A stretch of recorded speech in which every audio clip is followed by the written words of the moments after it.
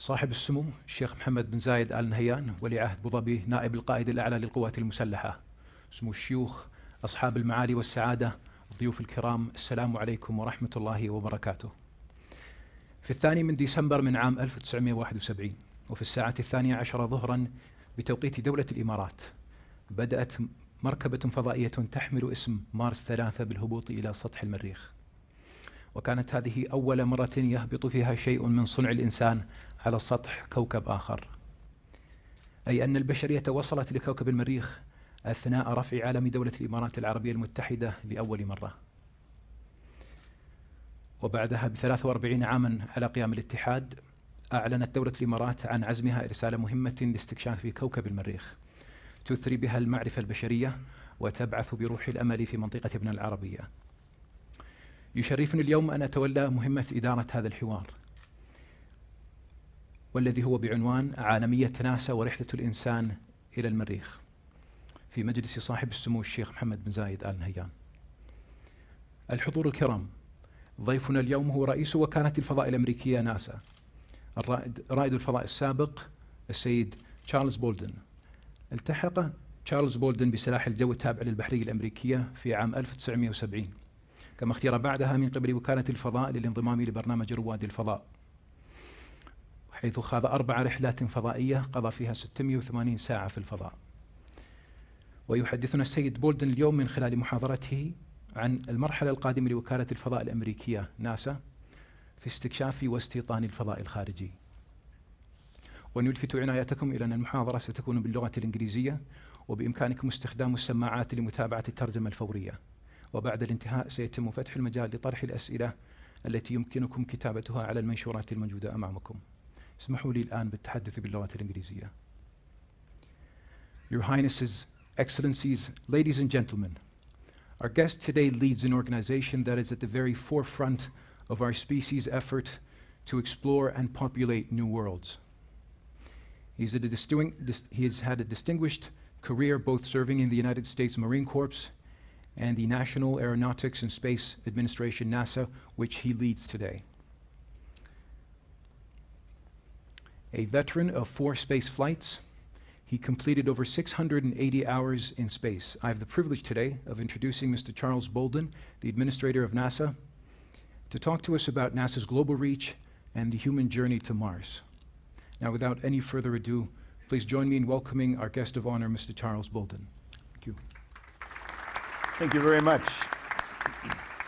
Thank you. I want to say on behalf of all of our party, what a great pleasure we have had here in your incredible country over the last few days. For me, it is actually a return. This is not my first time in the UAE. It is the first time as the NASA administrator. But a long time ago, as I look around the room, before many of you were born probably, I served in the region as an active duty Marine, and we found ourselves on occasion coming here to have meetings with the GCC leadership at what is now the very powerful Air Force Academy, or Air University. When I was here in 97, 98, I think it had just finished construction, and they were getting ready to get underway. So it is a pleasure for me to come back to be here and see how much things have changed. We've also been privileged to visit with 2 universities while we were here. We actually visited Masdar Institute, and we visited Khalifa University. And I will speak on behalf of our party. We were, in the words that we would use in the United States, blown away. We were very, very impressed with the curricula that were offered, with the vision that was being instilled in the students, and probably most importantly, the enthusiasm of the students themselves. Coming from NASA, where we make the impossible possible, and we believe that we turn science fiction into science fact, it's always good to be around young people who were like those that we met today.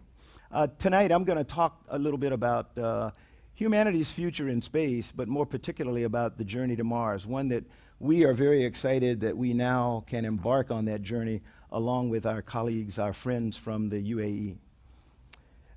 It was my great pleasure yesterday to represent the U.S. government in signing a new framework agreement with the United Arab Emirates to expand and deepen our friendship and our cooperation to achieve greater things together in space, whether it's space exploration, aeronautics, education, or a number of other fields. We also signed an arrangement for future cooperation in Mars exploration. From orbit, you see how interconnected humanity is. This is one of my favorite images, and I will tell you, aboard the International Space Station today, or when I flew aboard the shuttle, you didn't quite get this view of Earth. This is a little bit farther away than we are when we fly human spaceflight missions today. We see large portions of Earth at any time. So if you can just allow yourself to kind of zoom in such that you see maybe the top 3/4 of our globe there, particularly this region of the world, you'll get a feel for what it looks like from the incredible vantage point of space. Students ask me all the time, what does it feel like to go to space? And I tell them there are two sensations you get. One is the feeling of being free to float. Gravity is overcome. We're still living in a gravity environment, but it's competed against by the centrifugal force created by our speed. So we tend to want to fall to Earth, but it won't let us, and so we have the sensation of floating. But perhaps the most dynamic and the most lasting impression you get is just the view of this planet in all its beauty. And as I say to youngsters all the time, it really makes you wonder if it is really this beautiful from this vantage point, what are we doing wrong down here? And so you come back dedicated to do what I think many of you are trying to do, which is to find ways to cause us all to work much better together in peace and harmony. And so that is one of the big things that NASA is always trying to do. Our strategic vision at NASA is to reach for new heights, to reveal the unknown, so that everything that we do and everything that we know benefits all humankind. So we are not an American space program out for America. We are about making life better for all humanity here on this planet. So whether we're working on the International Space Station, whether we're sending a satellite as we did last summer past the planet Pluto, some people call it don't call it a planet, I do, the planet Pluto, or whether it's landing on Mars, as we have done several times, or going to orbit Mars, as the UAE is hoping to do here, coming up and not that far off. It is to make life better for humanity, for all of us here. I will tell you, it requires a lot of planning. We have already been here working with the UAE Space Agency for almost a year. My dear friend Dr. Khalid here, the chairman of the space agency, he knows very well, because we've been hard at it, just trying to get all of the pieces and parts into place so that we could sign our agreements this morning, and we finally reached that. So I think we're all up to the challenge, but it's going to be very hard. It's going to require a lot of planning, a lot of smart people. There is no shortage of smart people in the UAE Space Agency. I have been incredibly impressed. And I'd like to take many of you back home with me to Washington, D.C. to help us at NASA, so watch out.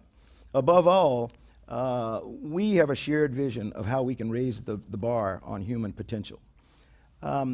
Before I talk about going to space, I want to talk a little bit about what NASA does right here on the planet. We have a division that's called the Aeronautics Research Mission Directorate. And our focus is really on flying in our atmosphere. We are trying to go faster, more efficiently. We're trying to give you cleaner airplanes, and we're trying to make it very safe for when you fly. One of the areas in which we'll be able to work under the new framework agreement is in the field of aeronautics. And we're about now trying to help make airplanes that can go faster and faster, exceed the speed of sound, such that travel around the world takes much shorter than it does today. And we're very excited about that. We're committed to transforming aviation by dramatically reducing its environmental impact, maintaining safety, and maintaining common flow or smooth flow through the crowded skies. NASA's work in earth science, which is another area of our endeavor, is in partnership with many other nations, also is making a difference in people's lives around the world. I want you to take a look at this slide, because it's a time-lapse imagery of our planet viewed from about 1.5 million kilometers away by a satellite called Discovery. We built that for NOAA, the National Oceanic and Atmospheric Administration. It has our weather service, but NASA has a particular camera on there that we use for Earth observations, particularly with reference to weather. That camera is called EPIC. And anybody want to guess what that little thing is that flies in between Earth and the camera every once in a while? How about the young man over there? You want to guess? You know what it is, don't you? No? Yell it out if you know. The moon, absolutely. Now, let me tell you something else. For you, there's a young lady over here, so I'll let you all go back and forth, all right? So he told us it was the moon. I'm going to tell you, I won't make you guess. What is unique about this image of the moon from Earth, our moon doesn't rotate like our Earth does. So the moon goes around Earth, and forever and ever and ever since our forefathers lived on this planet, we always looked at the same side of the moon. We can't see what we call the backside of the moon because the satellite is actually 1.5 million kilometers away from Earth. In this image, this is actually every 28 or so days, you're looking at the backside of the moon as it goes by. So this is the first time that we human beings have been able to see the backside of our own moon. Among some 750 international agreements we have with other nations, the majority of them are in the field of science. We're still receiving data back from a New Horizons spacecraft that brought us this absolutely incredible image of the planet Pluto. Until last summer, most very intelligent astronomers and planetary scientists believed that Pluto was this cold, small, tiny rock out on the far distant regions of our solar system. When New Horizons spacecraft began to approach Pluto and got closer and closer and began to do higher and higher resolution images, we found out that, boy, were we wrong. Pluto is an alive planet. It has a slight atmosphere. It has some ice cover. It has huge mountains, some taller than the mountains on Earth. And so we now have to begin what I think will be probably hundreds of years of evaluation of the data. Your Highness, as we go to try to start looking at big data and knowledge capture, we've got our job cut out for us in trying to understand all the data that is coming back already from New Horizons at Pluto. There's another satellite that is on its way right now to another planet in our solar system, the largest, called Jupiter. And this spacecraft is called Juno. For us in the United States, a significant day for us is Independence Day. It is the day of our independence, the 4th of July, and it's timed just such. I'm not sure whether we planned this or whether it just happened this way, but Juno will reach Jupiter on the 4th of July and will be drawn into orbit around the planet Jupiter, where it will stay for a couple of years.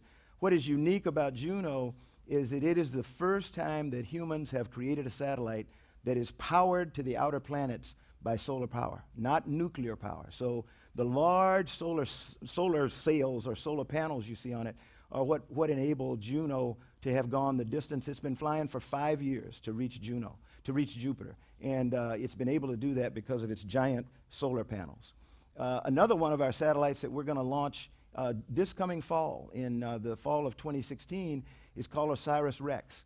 And it's an asteroid sample mission. So as the UAE and NASA prepare to go to Mars together in 2021, OSIRIS-REx will launch next fall to go to an asteroid called Bennu that is in an orbit around our sun. It's going to intercept the asteroid, land on it, and then bring back some samples to Earth. So it will get back here to Earth with those samples about 2023. So by that time, the UAE Space Agency and NASA will have been taking data from Mars' atmosphere for about 2 years. So we'll be there together waiting for OSIRIS-REx to get back to Earth and tell us all that it knows or it has found out about Bennu. This is one of the most extraordinary technological achievements in the field of astronomy and astrophysics in quite some time. It is a satellite that is going to be about 1.5 million kilometers from Earth. We're going to launch it in 2018. It is called the James Webb Space Telescope. It is the successor to Hubble, and the promise of James Webb is it will absolutely dwarf the data and the information and our knowledge of the universe that the Hubble Space Telescope gave us. This is time-lapse photography of I want you to look at the people. Those are people walking around. They're not really running, but we're running it real fast. That'll give you a feel for how large this telescope really is. What makes it so different is it's actually 16 segments put together in the face of the telescope. They are highly polished, so you could see it as it rose up. You could actually look at the reflection of the rest of the room as the telescope was coming up. It has to have solar panels on the back or that protect it from the heat of the sun, because it operates at an extreme cryogenic temperature that's almost absolute zero. And that's what allows it to look into other galaxies so far away. We are now trying to identify planets that seem to be like our own Earth in other galaxies around other stars. And so James Webb is going to enable us to look into the atmosphere of some of those distant planets that we call exoplanets, because we think that they may very well harbor life, much the same as Earth does here. We have a name for where those planets reside. It's called the Goldilocks zone. Some of you may remember when you were much younger and you heard a tale of Goldilocks and the Three Bears, and they came in and there were 3 cups of porridge. One was too hot, one was too cold, one was just right. Well, Earth lives in the just right region from our sun. And so we have a telescope called Kepler that looks into distant galaxies and picks up planets orbiting other suns, and we're looking for the ones that are not too hot, not too cold, but just right, because we think those are the ones that may also be very much like our own Earth. The telescope will be a premier observatory that will just change the way that we look at everything. At NASA, we believe that technology drives exploration, and this is one of the things that was so impressive about every facility that we visited over the last 2 days while we were here in the UAE. Everywhere we went, we saw students and professors and engineers and technicians working on new technologies for the future that are going to allow UAE to be in the forefront of every other nation in this region, if not in the world. But technology drives exploration. The more we invest in game-changing technologies, the better off we're going to be. President Obama is, I give him credit for putting us on this journey to Mars that I talk about, because in 2010, after we had gone through some pretty difficult times for NASA, we were getting ready to phase out of the space shuttle. We had terminated a very important program, or an exciting program called Constellation, because we just couldn't get a handle on it. And the president told us to go back and go to the drawing board and figure out a more affordable, sustainable, effective way to get humans to Mars. And he offered this quote. He said, by the 2030s, NASA is going to put humans on Mars, not just to go there, but to live and come back. So people ask me a lot of time, are we really planning to leave people there? No, we are not. I'm not sending anyone on a one-way mission. So anybody in the audience who wants to volunteer to go to Mars, if you go with NASA, we'll bring you back. So that's a very important part of ours. Some of the things that have really excited us about Mars and gives us hope that we will find life, or this image is of a huge ice flow, but it's liquid ice. It's actually ice that's full of salt. It's briny ice, and it didn't quite freeze, so you're seeing a flow of frozen water coming down a mountainside on the planet. Why is that important? Scientists here on Earth just went crazy when they saw this, because many of them who look for things that we call extremophiles, species, microbes that can live in extremes of temperature, under the ice in the Arctic or Antarctic, and in the mouth of volcanoes. So when they saw the flowing water with ice, that made them think, okay, when we get to Mars and we can go under and scrape some of the ice off and put it under a microscope, there is a good chance we're going to find living microbes under that ice, just like we do in Antarctica. So that has given us great hope that we're actually going to find life when we get there. I mentioned before that going to Mars is very difficult, and it takes lots of planning. And this is it's a busy chart, so don't spend a lot of time on it. But it will give you an idea of some of the many tasks, some of the many risks that we have to buy down, some of the many technological challenges that we have to overcome before we're going to be able to put humans safely on Mars and then bring them back to Earth. For example, the biggest part is down at the bottom at 6 o'clock. It says round trip. That's what I meant. We're not leaving you. We're going to bring you back. But in order to bring you back, I need a Mars ascent vehicle, which is just before it, because that's the small launch vehicle, if you will, that's going to lift the astronauts off the surface of Mars, put them in a spacecraft that will then bring them back to Earth. We don't want to have to put a big spacecraft there like we send from Earth today. We want to be able to fuel it with the resources that are on Mars. So we know there's water. We have an experiment that's going up on the Mars 2020 rover in 2020. That experiment is going to actually extract carbon dioxide from the Martian atmosphere and hydrolyze it such that we get gaseous and then liquid oxygen that we can use as propellant in a rocket. We are hoping when we dissociate some of the water, we will get hydrogen. So we put the hydrogen and the oxygen together. We have the fuel for a clean burning rocket that will then bring an astronaut from the surface of Mars. So that's some of the work that we're really going to do when we get there. This is, some people like it, some people don't. This is the story of the journey to Mars.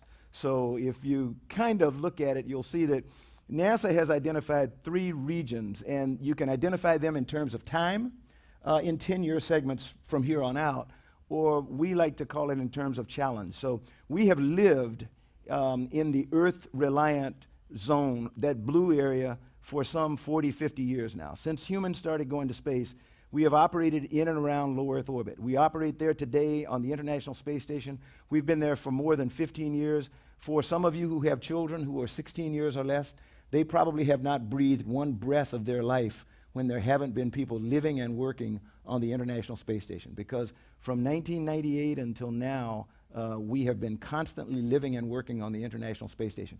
A good part about it, and a part that I say tells us why we do all this, or an example is, there has always been a Russian, always an American cosmonaut, working hand in hand as brothers, as sisters, but working collaboratively on the space station in the pursuit of making life better here on Earth. It makes no difference what's going on down here on the planet. We manage to be in pursuit of the same type of mission, and so we work very well in space. The second zone in the middle, where you see most of the swirl, we call the proving ground, and we're on the way there. So in the decade of the 20s, we'll launch humans back into orbit around the moon. Hopefully, we will have entrepreneurial interest, academic interest, governments who will want to go and land on the moon and put humans there again, and the U.S. through NASA will help them do that as we continue to work going on to Mars. Our hope is that in the 2030s, we'll make the decision that, okay, now it's time for us to send humans onto Mars, and that will be the culminating event of the journey. I have mentioned a number of times the International Space Station. This is it, probably the greatest technological marvel of our time. We live and work on it every single day. A normal crew is about 6 people, and they come up in increments of 3 each for 3 months at a time. So we're doing that.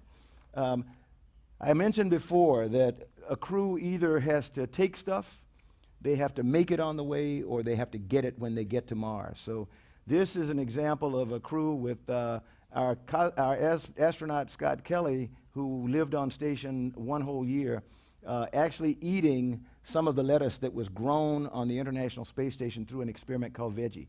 So we now grow vegetables, at least some. We grow vegetables. We also grow the flowering plant zinnia. We're about to start growing cherry tomatoes, and then we'll go on and on from there. So we're going to grow stuff as we go. We're looking at microbes to help us produce artificial meat, artificial vegetables, and even with some of the microbes, we have learned how to make concrete. So you won't have to take construction material with you. We have 2 3D printers today on the International Space Station. We have made tools of plastic, and we're gradually moving on to begin to use metallic material to try to make metal materials. This is just to prove that I did go. Sometimes people say, did you really fly in space? Well, this doesn't really show it, but yes, I did. I really flew in space. This is my colleague, Dr. Franklin Chang Diaz, who is a success story in and of himself, born and raised in San Jose, Costa Rica. Decided at the age of 7 he wanted to be an astronaut, and managed to convince his father to send him to the United States at the age of 17, where he was educated and then became not only an astronaut, but today he is one of the world's foremost plasma physicists, building a plasma fusion rocket engine that, when it works, it's going to allow us to go to Mars instead of 8 months today, about 4 months or 2 months. So that'll be game-changing. What we're doing there is a biomedical experiment, much as some of the ones that we saw out at Khalifa University today in the Department biomedicine. This was our crew for the one-year mission, Scott Kelly and his colleague, Russian cosmonaut Mikhail Kornienko. It's not the longest time that people had lived in space at any one time, but it is the longest time we've ever had an American to stay there for one whole year. What was different this time was the Russians, Americans, and all of our international partners collaborated on the tests that would be done, the protocols that would be used, so that the data gathered from their experience is useful to any and everybody who was involved. Scott also happens to be an identical twin. His identical twin brother Mark is also an astronaut, retired astronaut now, but Mark was here on Earth, so we did the first ever genomic study. We called it the twin study, where we now are able to compare DNA, genes, just genomic information from one identical twin who's in space with the other who is down on Earth. So this is some of the work that Scott did over the course of his 1 year in space, from medicine, biomedical research, growing his zinnias, you name it. He did quite a bit. This is Orion. So now let's talk about going to Mars as I close out my comments. To get there, we're going to use a launch vehicle called the Space Launch System, SLS. That's it on the right. It'll be the largest launch vehicle humanity has ever built. In its time, it'll be able to carry 130 metric tons into orbit. The spacecraft on the left is the capsule in which the crew will ride. It's called Orion. We have already flown a highly successful test flight on Orion back in December of 2014 with no crew. We have one flight coming up in October of 2018 when we're going to put Orion on top of the SLS and fly a test flight. And then in 2021, 2023, we'll fly the first crewed mission of Orion and SLS to the moon, around the moon, and begin that period of 10 years that I mentioned I call the proving ground part. While we're doing that, these are some of the Orion tests that are underway today. This is the second Orion vehicle that's now being built for that first flight that I called integrated, actually with the SLS. So here we're testing the engines that are going to go on the Space Launch System. We actually, when trying to be conservative in our spending, we actually are using residual engines from the old space shuttle days. So we take 4 space shuttle main engines, and that becomes the power plant for the Space Launch System. This is an SLS. It's a solid rocket booster that goes on the side, 2 of them. They're a little bit bigger than the ones we used on the space shuttle, but together the main engines and the solid rocket boosters will be what will get us back to the moon and then on to Mars. This is an important part of our journey to Mars, and it's a robotic part. It's called the Asteroid Redirect Mission, where we're going to intercept an asteroid that's coming close to Earth, land on it, take a giant boulder, and then over about 1.5 years, force that boulder to be closer to the moon, where the moon's gravity draws it into orbit, and then we can send astronauts to get out of their spacecraft and work on the surface of the asteroid to develop techniques and tools and technology that someone might use if they want to do things like mining of asteroids or mining of planets in the solar system. Habitation systems that's where we're going to live. Where are we going to live, work, and eat? And so we're looking at all kinds of habitation systems. Frequently, we're working with our international partners. For example, right now, the service module of the Orion crew vehicle is actually done by our European partners. And that's not a habitation module, but it's a power and propulsion module. So once again, it shows how critical international cooperation and collaboration is going to be. This is the heart and soul of the American economy. It's small business. And to build the Space Launch System, there are 800 plus small businesses in the United States in almost every single state that build parts, manufacture parts that go into that particular spacecraft. On the surface of Mars today, the Curiosity rover that has been operating for almost 3 years now, the major components of Curiosity were made by small businesses from the United States. Almost every mechanism, everything that works was built by a small woman-owned business out of Alexandria, Virginia, and San Diego, California. So small business is the heart and soul of American business and industry, and they are the ones that feed the big companies that everybody knows about. Today we're dependent on our Russian colleagues to get our crews to and from space. We go to space on a Russian spacecraft called Soyuz. It carries three of us at a time. That means a crew has to train for about 2 years, most of that time in Russia, to learn how to be fluent in Russian because they operate as a crew member on a Russian spacecraft. And we say there is no reason in the world that the United States should be dependent on any other nation to get our own astronauts to space. So next year we'll fly the first test flights uncrewed on 2 commercial spacecraft carrying astronauts. One is a Boeing CST-100 Starliner on the left. The other on the right is built by SpaceX. And SpaceX has the Crew Dragon. So we hopefully in 2018 will be flying to space on our own commercial crew vehicles.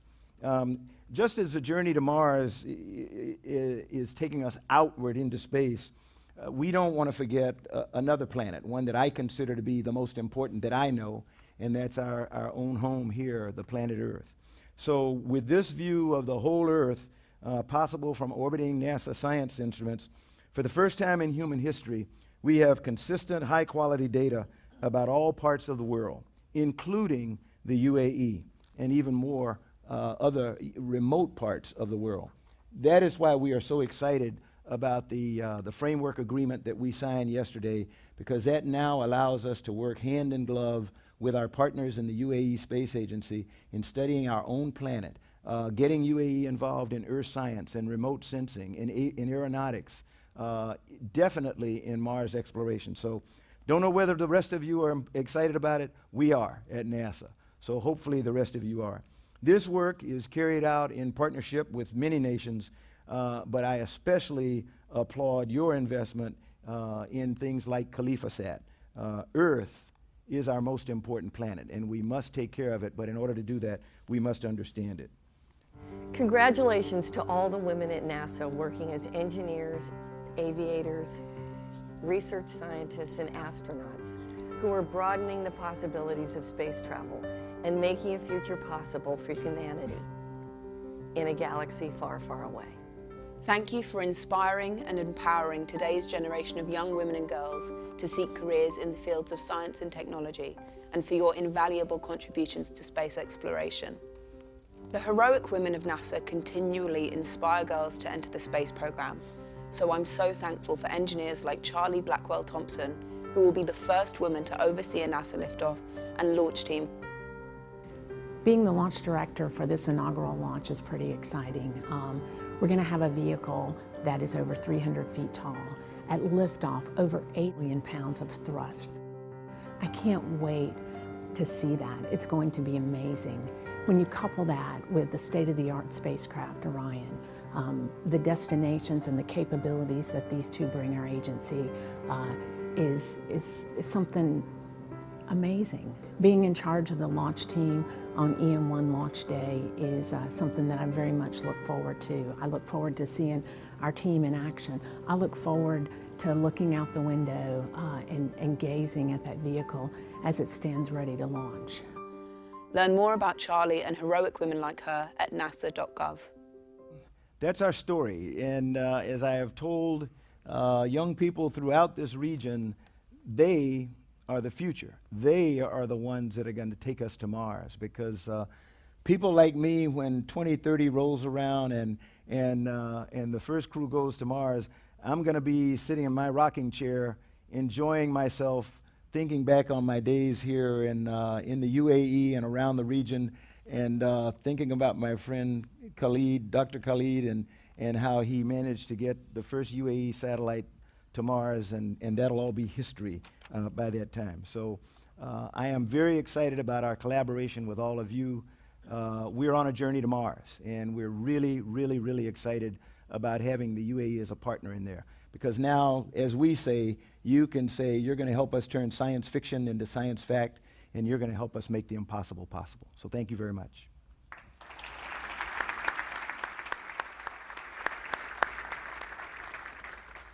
Administrator, thank you for a truly exciting look into the future.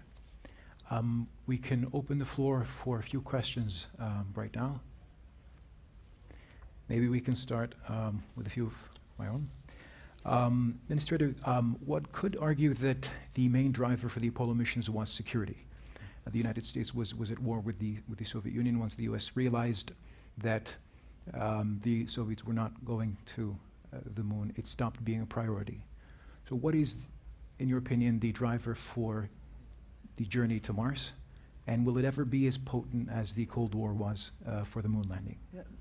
When we went to the moon in the Apollo era, it was a geopolitical imperative, as you mentioned. We had deep in a Cold War with the Soviet Union then. Today, it's significantly different because there is not the level of competition between nations as it was then. We believe that the key is collaboration among nations. The competition that we have in the US and with our international partners is a competition of ideas. So we are seeking ideas from all of our partners. Our friends in the UAE Space Agency know that we have asked them in the 2 days that we've been here, we need to hear from you. We need to know what it is that we can do to facilitate your success. We won't do it. It is yours to do, but let's talk about ways that you can contribute, that you can actually become involved in the International Space Station, as an example. The other thing about the journey to Mars is that, as I said before, our vision is that everything we do benefits humankind. Everything we've done so far on the road to Mars has developed technologies that have found uses back here on Earth, whether it's purifying dirty water in remote parts of the world so that we decrease the amount of deaths among infants, who most infant mortality around the world is due to waterborne pathogens, just bugs in water. And so our crew on the International Space Station has to have clean drinking water. We can't send it up by rocket all the time, so we now have a water purification system on board. We collect everything from urine to perspiration to you name it, and we recycle it. We're very interested in talking to the UAE because some of your water reclamation methods here may turn out to be things that can be applicable to the journey to Mars. So I think that is the giant difference, is that we have multiple nations working now to affect life here on Earth, whereas during the Apollo era it was the US alone, and that won't happen again. And in terms of the approach and investment, how would the two be different?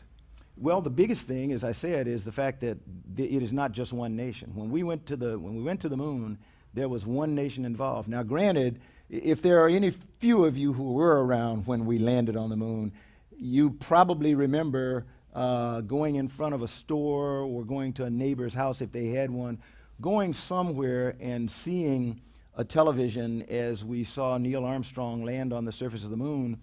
And for that one brief moment, that was not an American accomplishment. That was an accomplishment of humanity. Every nation in the world can't claim credit for landing on the moon. And that's the way it is now going to Mars. We want to identify it up front as an endeavor of all humanity, as an endeavor of many nations, and that's the way we're starting out, and that's the only way that we believe we're going to accomplish it.